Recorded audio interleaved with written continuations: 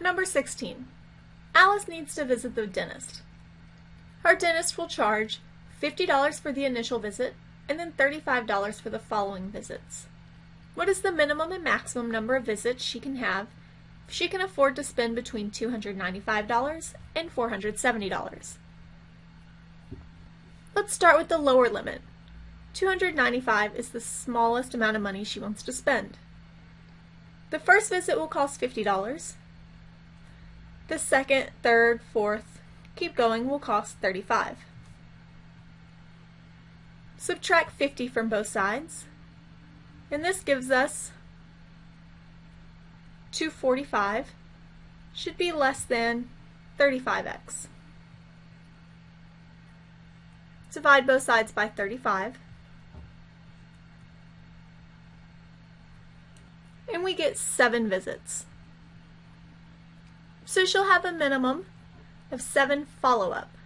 So if we want her actual number of visits, she'll have at least 8. And this is because X was how many follow-up visits. We do have to consider the initial visit that she had back. So now let's consider the greater number. We don't want to spend more than $470. So $50 for the first visit, $35 for each additional visit. Subtracting 50,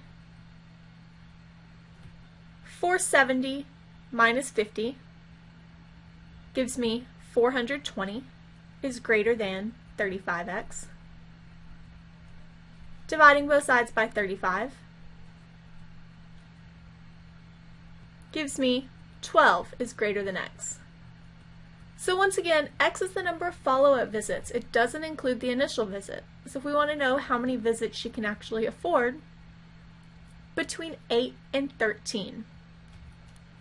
Number 17. The stock for Verizon begins the day on Monday at $13.50 per share. If Samuel purchased 20 shares of stock on Monday, and he gains 45 cents per day per share for 5 days, how much does he have in his Verizon stock portfolio on Friday? So first, let's figure out what it actually cost on Friday. Well, it's $13.50 per share, and it's going to gain 45 cents every day for 5 days. So $13.50 plus 2.25. So this means on Friday, each share is now worth $15.75. Since he buys 20 of these, we should multiply this by 20. And this tells us that he has $315 in his stock portfolio on Friday. Number 18. Jenny was overdrawn on her account, showing a bank balance of negative $38, and the bank charged her a fee of $30 for being overdrawn. What is her current balance?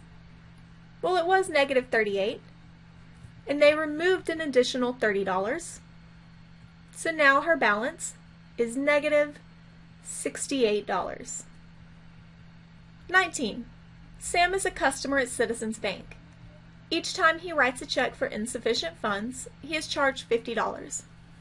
So he has $230 in his account, and he's going to write a bunch of checks. We want to know his balance. So let's just slowly subtract these to see if he gets overdrawn. $18.84 and $230 gives us that he has a balance of $211.16.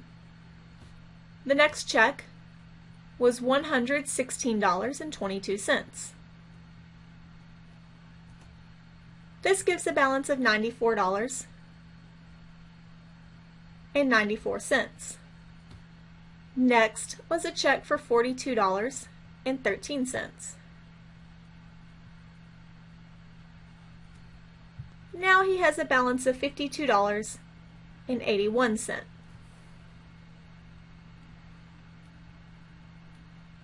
His next check is $93.17. This gives an account balance of negative $40.36. Since he's now in the negative, his bank's going to charge him $50.